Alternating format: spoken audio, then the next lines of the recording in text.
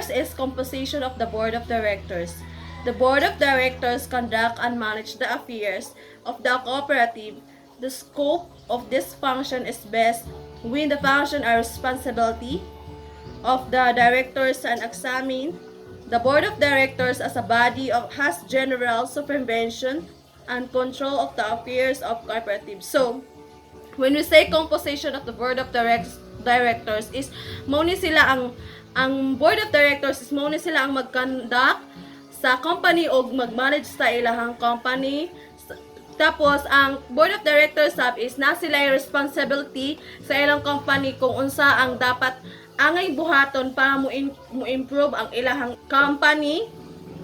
Then, ang board of directors daw is muna sila ang mo examine kung unsa ang function or unsa ang dapat buhaton nga mo increase or mo grow ang ilahang company. Number 2 is power of the board of directors. The board of directors directs and supervise the business of cooperative. It is also manage the property of cooperative by or through a resolution.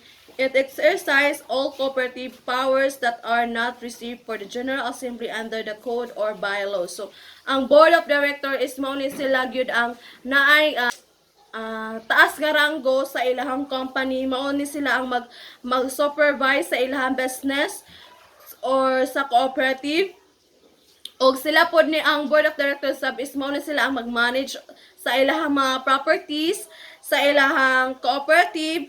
Magkuan po sila ang board of directors is muna sila ang muhatag og resolutions kung unsa man ang problema sa ilahang company.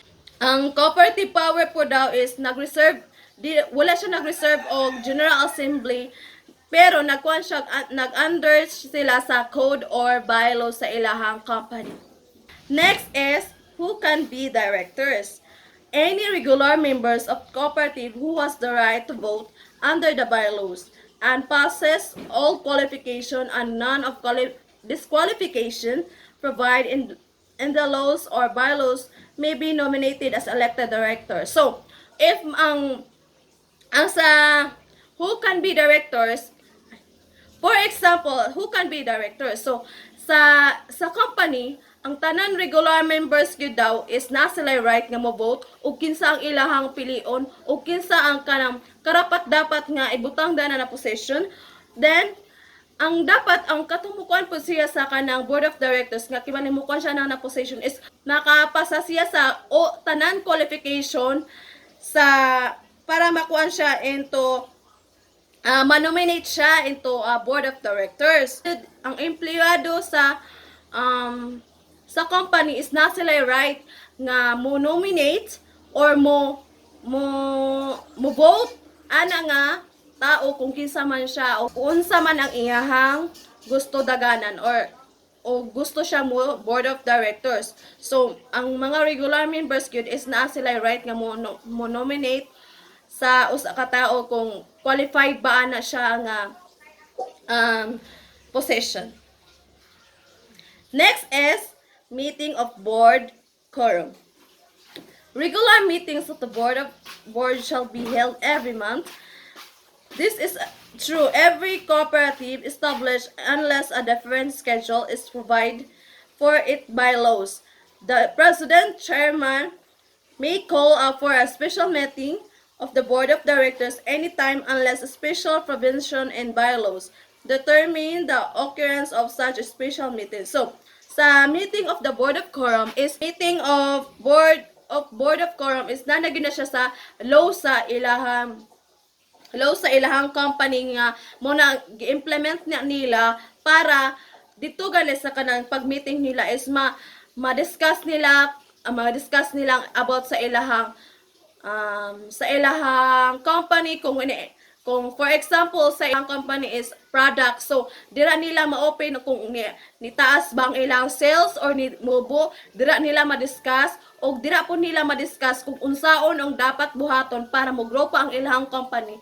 So ang kaning president o chairman is anytime ni sila magpatawag og special meeting, labi na kanang kinahanglan gyud dapat kuanon gyud na siya kanang i-implement gani dayon kibali. For example, nagpatawag ko og meeting, dapat naa gyud tanan nga makatambong gani ka para ma-discuss dito unsay dapat discussan. Next is vacancy in the board of directors. When a vacancy in the board is caused by expiration of the term of office, the due to recourse in hold election. However, if the vacancy is due to any reason other than the expiration of terms of office, the remaining member is still constitute a quorum, then the board can fill up a vacancy by the vote of the less of majority of the remaining themselves. So sa vacancy of the board of directors is kini siya is kanang labi nagkanagaling ang kanang bakante ang kanang position. So para di daw dili ma-expire or dili siya ma-expire sa term sa ilahang company is ang board of directors or kataas-taasan sa ilahang company is magkuan na sila mag-open quorum gani nga kana nga position is bakante. So magkuan sila, mag-implement sila og sila ibutang ana na position. So kana kung mag-meeting na sila unya naagrihan sa tanan kung kinsa to ang ilahang dapat ibutang na position. So kung kinsa tong majority mao to ang kanang mao na sila ang katong mao kibalito ibutang sa vacancy sa ilahang sa kanana position. So next is waiver of notice. Notice of any meetings, whether regular or special, may be waived expressly or implemented by any member. So sa waiver of notice DI is sa waiver of notice kay any meetings, whether a regular or special meeting, is magkuan gyud sila, mag-implement gyud sila waiver notice kay para gud gani makabalo gani ang kanang mga tanan empleyado nga nagtrabaho sa kanang company. So para makabalo ang tanan is mag-implement sila og waiver notice waiver of notice sa ilahang kibali meeting.